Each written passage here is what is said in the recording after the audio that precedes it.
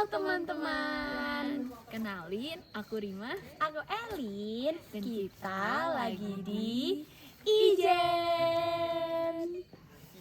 Pernahkah kamu membayangkan kamu lagi mendaki gunung, lalu tangan kamu tiba-tiba tergores atau terluka, lalu darahnya mengalir dengan deras dan lama berhentinya?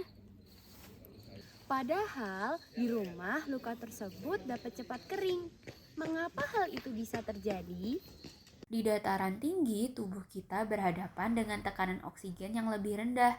Tubuh harus beradaptasi, dan adaptasi ini memengaruhi cara sistem kardiovaskular bekerja. Nah, ternyata perubahan fisiologi ini juga bisa berpengaruh terhadap bagaimana tubuh kita merespon pendarahan. Dalam keadaan normal, jantung bertugas memompa darah kaya oksigen dari paru-paru ke seluruh tubuh melalui arteri. Kapiler di jaringan menjadi tempat pertukaran gas. Oksigen diserap oleh sel, karbon dioksida dikeluarkan. Setelah itu, darah miskin oksigen kembali ke jantung melalui vena untuk dipompa lagi ke paru-paru. Aliran darah dijaga oleh kerja terkoordinasi antara tekanan darah, elastisitas pembuluh, dan sistem saraf otonom. Jika kita terluka, pembuluh darah akan segera menyempit atau vasokonstriksi untuk memperlambat aliran darah. Sementara proses pembekuan dimulai untuk menutup luka. Inilah mekanisme hemostasis, cara tubuh menghentikan perdarahan. Namun situasinya berubah ketika kita mendaki ke dataran tinggi yang dimana tekanan atmosfernya menurun sehingga oksigennya lebih sedikit dan kita memungkinkan untuk terjadinya hipoksia.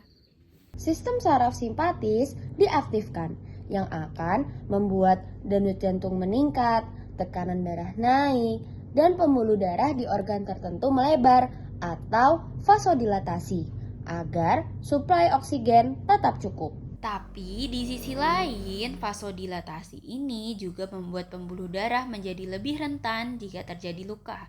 Saat pembuluh darah melebar, resistensi menurun, tekanan lokal meningkat, dan darah bisa mengalir lebih cepat. Aktivitas fisik juga mempercepat curah jantung, mempercepat aliran darah ke luka. Kalau kita perbesar ke level jaringan, hipoksia memicu reaksi di pembuluh darah kecil. Sel-sel endotel melepas sinyal vasodilatasi untuk meningkatkan aliran oksigen, tapi efek sampingnya adalah peningkatan permeabilitas kapiler. Artinya, dinding pembuluh darah jadi lebih bocor terhadap cairan dan sel darah. Ketika terjadi luka, kebocoran ini mempercepat keluarnya darah. Selain itu, hipoksia kronik juga melemahkan struktur dinding pembuluh, membuat kapiler lebih rapuh dan juga mudah rusak. Respons inflamasi di area luka melambat karena oksigen penting untuk regenerasi sel. Akibatnya, selain pendarahan lebih banyak, penyembuhan luka juga jadi lebih lama. Ketika kadar oksigen menurun, tubuh mengaktifkan HIF-1 alfa. Molekul ini menstimulasi produksi eritropoietin, hormon yang memicu pembentukan eritrosit. Tujuannya agar kapasitas pengangkutan oksigen meningkat. Namun, peningkatan jumlah eritrosit membuat darah lebih kental, memperlambat aliran di pembuluh kecil. Selain itu, hipoksia juga menurunkan fungsi trombosit.